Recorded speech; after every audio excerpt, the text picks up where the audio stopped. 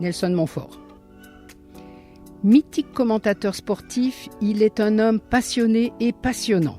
La radio, la télé, les journaux, les magazines, les livres, le tennis, le golf, la natation, le patinage artistique, le chant, la guitare, l'humour.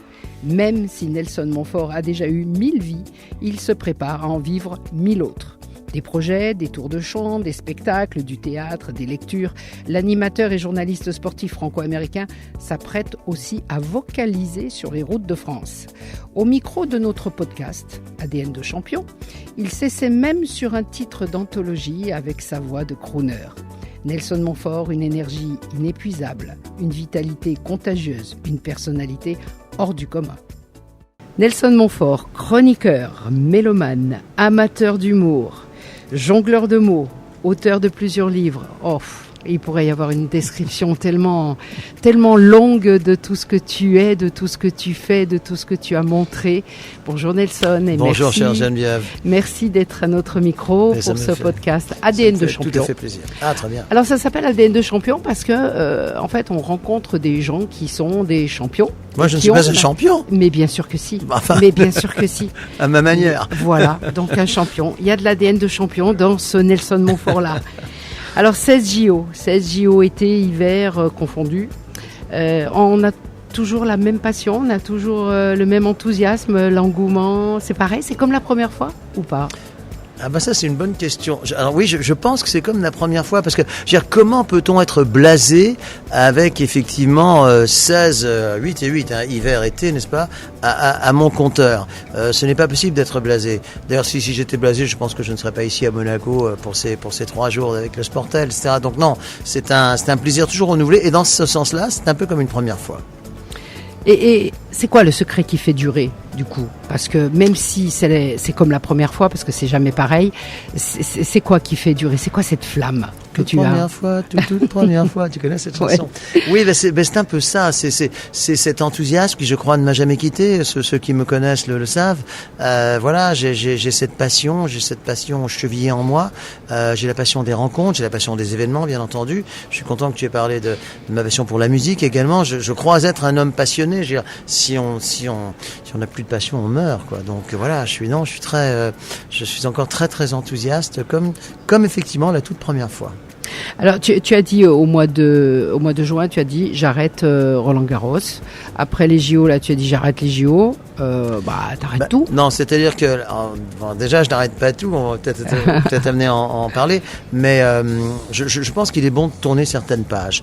Je pense que j'arrive à un stade, à un âge où il est bon de tourner certaines pages. Alors donc on en ferme quelques-unes. C'est comme le livre de la vie. Il y en a d'autres qui s'ouvrent. Elles se sont même ouvertes plus tôt que je ne le pensais.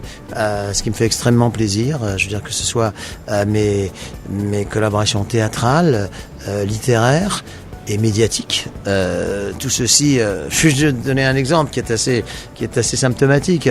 J'ai arrêté en fait d'être salarié, on va dire, à France Télévisions le 30 septembre et le 1er octobre, j'enregistrais ma première chronique dans l'émission de Michel Drucker. Donc ça, j'y ai vu un peu comme un signe parce que voilà, ça ne s'arrête pas, ça évolue. Comme Molière, moi je vais mourir sur scène, comme Dalida. Oui,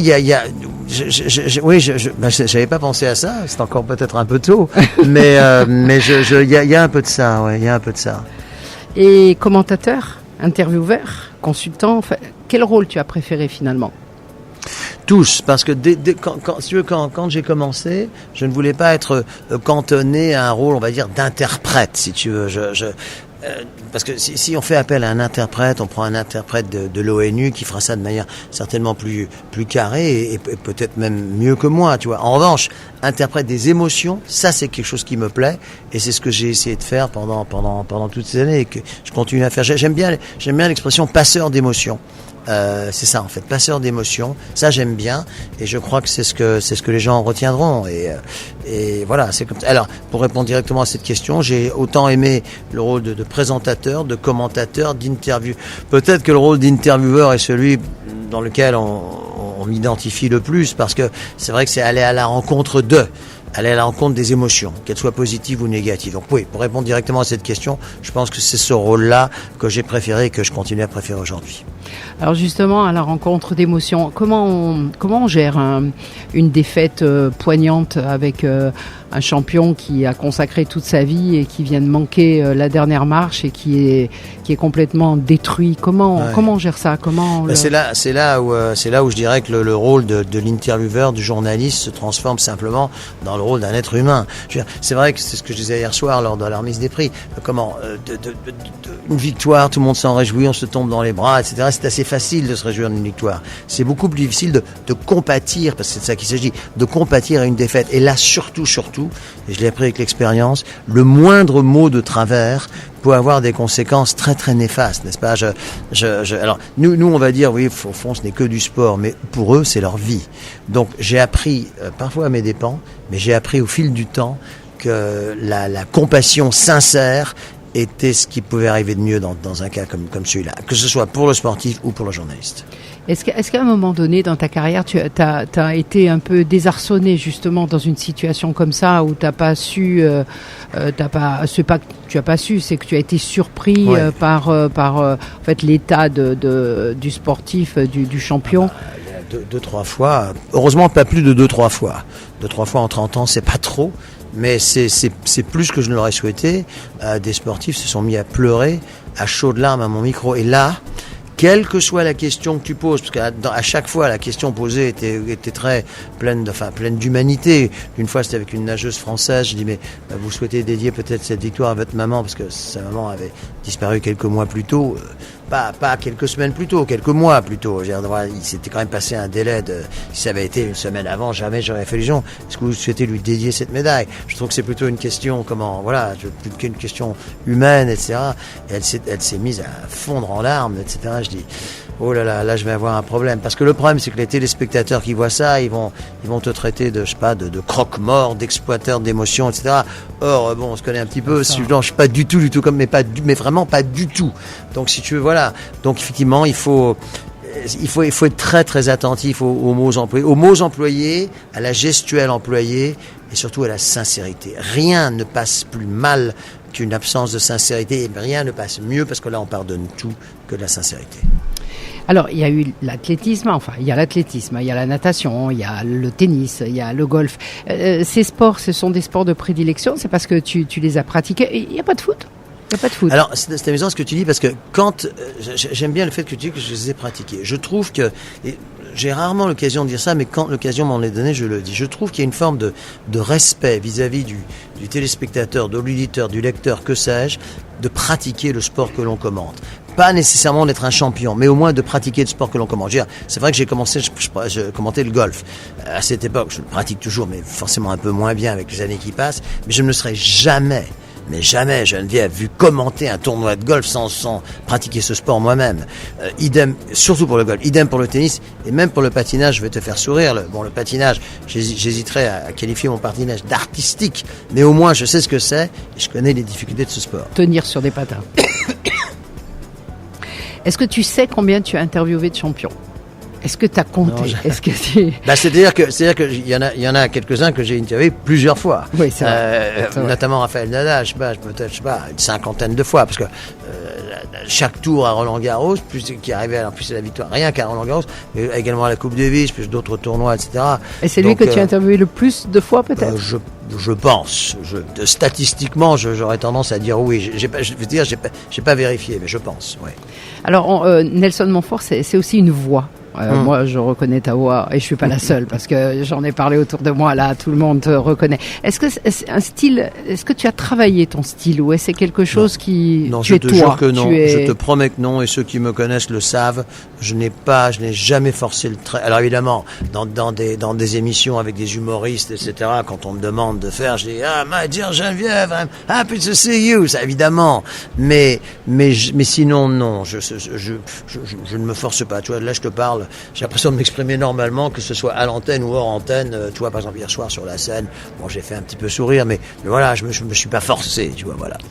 Et le fait de subir ou d'avoir des caricatures, est-ce que c'est quelque chose qui t'a gêné? Parce qu'en fait, je pense que avoir sa marionnette, c'est quand même le sommet de la gloire. Alors, justement, c'est amusant ce que tu dis ça, parce que moi, au départ, alors je vais te dire, en plus, il n'y a jamais eu de copinage là-dedans. Moi, je l'ai entendu dire que j'avais fait mon entrée dans la galerie des Guignols, que le lendemain ou le surlendemain, quelqu'un m'a dit, mais tiens, est-ce que tu as vu Canal hier soir ou avant-hier soir? Je dis non. Essaye de regarder, etc. Et là, j'ai effectivement vu, et donc voilà, j'ai vu que ce personnage était plutôt sympa, qui permettait de mettre d'autres en avant, ce qui est également ce qui s'est. Et c'est pour ça d'ailleurs que ce personnage, avec la voix de l'imitateur Nicolas Canteloup, les textes de Bruno Gassio, il se trouve que je les ai rencontrés les deux après, et était un personnage très porte-bonheur parce que il permettait de mettre d'autres en avant, de les mettre en scène. Et c'est un petit peu ce que je fais moi dans mon travail de tous les jours. Donc en fait, Nelson, on n'arrive pas à le blesser, à le vexer. On reste. Je vais te dire, j'aime bien pour répondre directement à cette question. J'ai des origines anglo-américaines.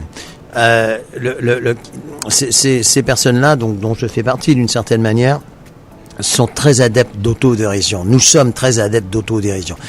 C'est assez facile de se moquer d'autres personnes. C'est un peu moins facile de se moquer de soi-même. Or moi, ceux qui me connaissent le savent, je n'ai aucun problème avec ça. Rire de soi-même, je trouve que c'est la plus belle forme d'humour qui existe. Tu sembles être d'accord. Complètement. Et donc voilà. Et donc je ne vais pas. Si on rit de moi, et ça continue encore aujourd'hui. Je sais pas si tu connais l'imitateur Marc-Antoine Lebray, qui a un talent fou. Qui a un talent fou, vraiment, il est très. En plus, il a un ton d'imitation qui est remarquable. Donc, moi, je suis très heureux. Puis, comme tu le dis, allez, je m'autorise cette petite plaisanterie, cette auto-plaisanterie. Je pense qu'il y en a pas mal qui aimeraient être dans cette galerie et qui ne le sont peut-être pas. Donc voilà, tout me va très bien. Tu es polyglotte, plein de langues, plein. Yes, I am. Yes. Ok, l'anglais, ok, ouais. Mais également l'espagnol. L'espagnol, l'italien que je comprends, que je parle, enfin oui, l'allemand que je comprends un petit peu. Oui, j'arrive à me débrouiller en 4 ou 5 langues, mais alors là aussi. Tu regardes les séries en VO, toi alors? Ah bah oui. Ça, je pourrais pas regarder. Ah oui, alors là, je pourrais pas regarder un film américain en VF. Enfin, sauf quand je suis contraint, je sais pas, quand il n'y a pas d'autres. Mais sinon, je pourrais jamais regarder un film américain en VF. C'est impossible. Mais pour répondre directement à cette question, moi, je pense que la première responsabilité d'un journaliste, d'un communicant, on va dire, est de bien s'exprimer dans la plus belle langue qui soit, c'est-à-dire la nôtre, le français. Et là, j'essaye de ne pas être pris en défaut. D'accord. Ouais. Tu rêves en quelle langue? En anglais. Tu rêves en anglais? Ouais, je rêve en anglo-américain, ouais.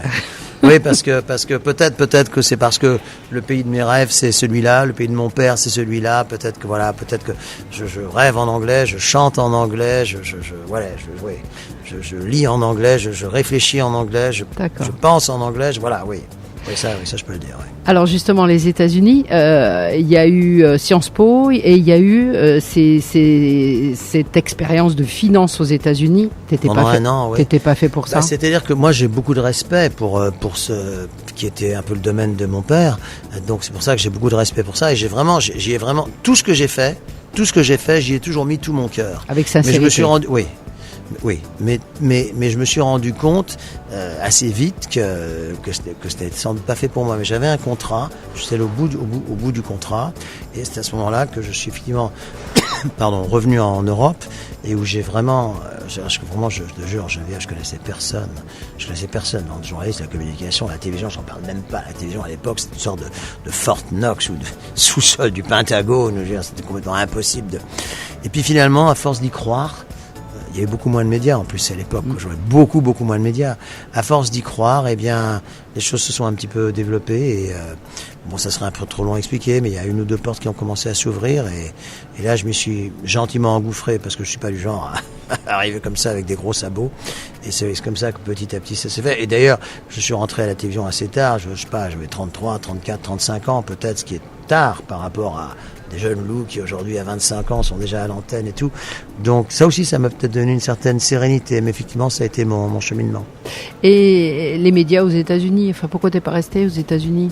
Parce que je n'en ai pas eu la possibilité, parce que je n'en ai pas eu les propositions, et peut-être parce que c'était pas encore totalement dans ma tête. En revanche, bien après, on m'a fait 2 fois la proposition de devenir correspondant de France Télévisions à Washington, dont une fois vraiment il fallait que je me décide assez vite. Quand je dis assez vite, c'est en 3 jours. Là, peut-être que je ne vais pas vivre de regrets. Mais ça m'aurait permis de suivre sans doute 2 campagnes électorales américaines, mais ça m'aurait interrompu mon cycle olympique, donc je vais pas le regretter. Mais voilà, c'est à ce moment-là que c'est faite vraiment la réelle possibilité. Ouais. Alors, plusieurs cordes à ton arc, ça on l'a dit. Des publications. Alors, une méthode d'anglais. Des publications insolites quand même. Une méthode d'anglais, mémoire olympique, hors antenne, un guide des golfs de France, un livre sur Londres, et puis un livre sur Jean Ferrat, un roman de Charles Trenet. Ouais. C'est tout ton éclectisme, ça. Oui, mais alors c'est juste, je vois que tu es très bien informé, parce qu'il y en avait un ou deux que j'avais quasiment oublié, mais mais uni par une ligne conductrice qui est effectivement ma passion. J'ai une grande passion pour le sport, bon, ça va de soi, mais pas seulement. Pour la musique, pour la chanson, pour la littérature anglo-américaine, pour la peinture aussi. Effectivement, j'ai une passion presque dévorante pour tout ce dont je viens de te parler. Donc à partir de là, arrivé à certains stades d'une notoriété, je me suis dit, je peux peut-être prendre certains chemins de traverse. Et quand j'ai écrit notamment ce livre sur Jean Ferrat, dont je suis très fier, parce que c'est un artiste que j'admirais énormément, j'y ai mis autant de passion et j'espère de compétences que dans mon tout récent livre Mémoires olympiques. Et puis j'ai surtout développé à travers ce livre des spectacles de poésie, de chansons où je parle de ces artistes à travers leurs principales chansons avec ma guitare, et je chante. Donc j'ai fait en faisant participer le public. J'appelle ça des causeries musicales. Que je développe avec beaucoup de passion. Et là, c'est pas le gars de la télé qui arrive, coucou, c'est moi. Non, c'est pas ça. Ce sont des spectacles qui sont très travaillés, qui sont très, très, très respectueux du public. Et je vais même t'annoncer, je vais pas dire exclusivité, c'est pas non plus une exclusivité mondiale si importante, mais là, je suis en train de repréparer un spectacle sur Georges Brassens, qui, à partir du printemps, tournera sur la route de France. Wow. Et ça va Georges Brassens, dont nous comment commémorons aujourd'hui même l'anniversaire de sa disparition beaucoup trop tôt, parce qu'il est décédé à 60 ans. On pensait qu'il avait beaucoup plus que ça, avec ses cheveux blancs, sa pipe, sa moustache blanche comme ça, mais il est décédé à l'âge très tôt de 60 ans. Et moi, c'est vraiment un artiste, que ce soit l'homme ou l'artiste, qui continue à accompagner ma vie. Tu l'as connu ? Alors, oui et non. Jean Ferrat, je l'ai connu. Georges, je ne l'ai pas connu, mais je l'ai connu sur scène. J'avais 12-14 ans. J'allais voir tous ces spectacles à Bobino, avec en première partie Maxime Le Forestier. Ouais. C'était des moments... Georges, en plus, avait cette générosité. Il n'était jamais en récital. Il donnait toujours sa chance à des premières parties, à des artistes. Tout le monde ne le fait pas. Et lui était comme ça. Alors, comment ça va se passer cette tournée ? Tu prends ta guitare, tu vas chanter, je suis avec un saxophoniste sétois, en plus, donc la ville de Georges, et 2 autres musiciens. Donc c'est un petit ensemble, et nous allons interpréter les plus belles chansons, les plus belles. Il y en a tellement de belles, il a fallu faire des choix, et là, ce sont des choix déchirants, parce qu'il y a vraiment des choix à faire. Mais je me suis dit, tiens, on va peut-être aller vers un itinéraire, peut-être des chansons un peu plus douces, un peu plus tendres, un peu plus romantiques, et Dieu sait qu'il y en a. Donc voilà, c'est autour de ça que ça va s'articuler. Nous allons avoir le Vieux Léon, l'Orage, les passantes, ce que j'adore. Ça, c'est bon, c'est vraiment parmi mes préférés. Supplique pour être enterré sur la plage de Sète, ça va de soi, parce que c'est une chanson iconique, chanson pour l'Auvergnat. Enfin voilà, des chansons. Misogynie à part, qui est un régal d'humour.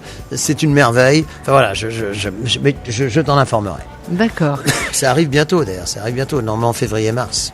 Alors, je note quand même que tu rêves en anglais, mais tu chantes en français. Et je chante en anglais aussi. Ah bon, d'accord. Je chante en anglais. Je sais pas. Strangers in the night, exchanging glances, wondering in the night, what were the chances we'd be sharing love before the night was through. Enfin, entre autres. Donc, Sinatra, les Beatles, Elvis, etc. Mais tu n'as pas écrit de livre sur eux. Tu as écrit 2 livres sur des... Pas encore. Ah, d'accord. C'est en projet ? Non, parce je peux dire que je travaille à un spectacle autour de Frank Sinatra. Ouais. Parce que là, le problème, c'est que si on fait un artiste anglo-américain en France, il faut que ce soit quelqu'un de très connu. Bon, là, je pense que Sinatra, il est très connu. Oui, c'est une légende. Oui. Il y en a pas 50. Pour moi, il y a Sinatra, il y a les Beatles, il y a Elvis, sans doute, sûrement même. Et puis, il y en a pas tant que ça. Donc, alors qu'en France, il y a un peu plus de choix, parce que les gens d'évidence les connaissent davantage. Mais voilà, je suis en train de travailler un spectacle sur All Blue Eyes, Frank Sinatra. Et les femmes, Liza Minnelli. Ah ben moi il y a des chanteuses, auteurs, compositrices. Aretha Franklin. Elle, je l'adore. Non seulement je l'adore comme artiste, mais comme elle s'est battue. Je sais pas comment en parler, mais elle, en plus, c'est une vraie musicienne, une pianiste extraordinaire, auteur-compositeur, compositrice. Elle, je l'adore. Mais pareil, il y en a pas 50 comme elle. Hein. Mais tu vois, Aretha Franklin, je pense pas qu'en France il y ait une notoriété. C'est terrible à dire, mais je ne pense pas qu'elle ait une notoriété suffisante pour pouvoir faire un spectacle autour d'elle. Elle peut être mêlée dans un spectacle, mais pas uniquement autour d'elle. Très bien. Pour en revenir aux publications, il y en a une qui a retenu mon attention, c'est un livre sur les ovnis. T'as vécu une expérience. Tu peux nous en parler un petit peu? Parce que moi, c'est c'est un sujet qui m'interpelle. Mais c'est amusant parce que oui, alors justement, ça c'était le titre du livre. Là, naturellement, si la réponse à cette question avait été oui, il n'y aurait pas eu de livre.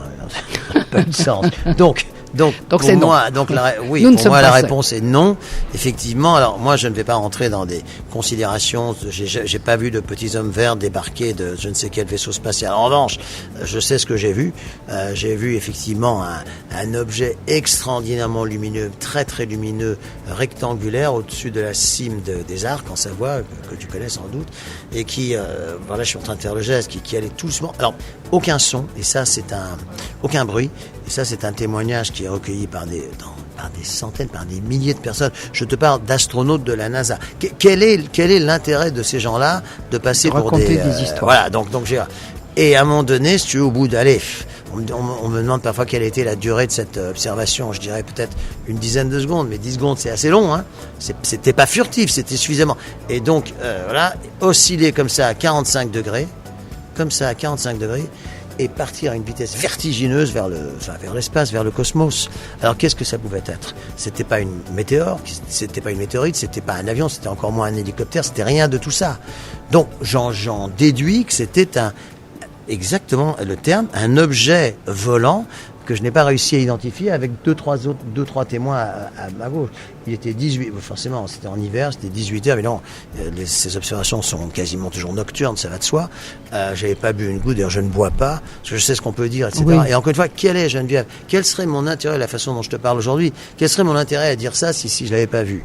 Donc effectivement, et je me suis vraiment beaucoup intéressé à ça, et je me suis rendu compte, j'ai même participé à des conférences, que de plus en plus de personnes y croyaient, parce que les témoignages, je te parle encore une fois de pilotes de chasse, de pilotes de la NASA, le Mount Rainier à côté de Seattle, au nord, dans l'État de Washington, et l'État de Washington c'est au nord-ouest des États-Unis, à ne pas confondre avec Washington DC, c'est même à l'opposé d'une certaine manière.